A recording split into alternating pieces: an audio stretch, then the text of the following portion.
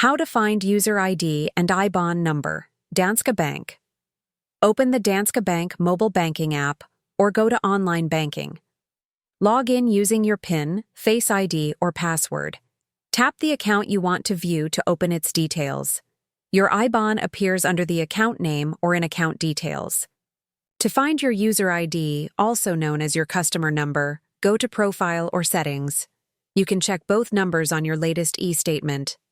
If you have your welcome letter or account paperwork, they'll be listed there too. Prefer in-person help? Visit a Danske Bank branch with valid ID. You can also call Danske Bank customer service after verifying your identity. Never share your full IBAN or user ID publicly or in messages. Keep a secure copy or screenshot in a safe folder for future use. If anything looks wrong, contact Danske Bank immediately. And that's it. That's how you find your user ID and IBAN number safely. Thanks for watching.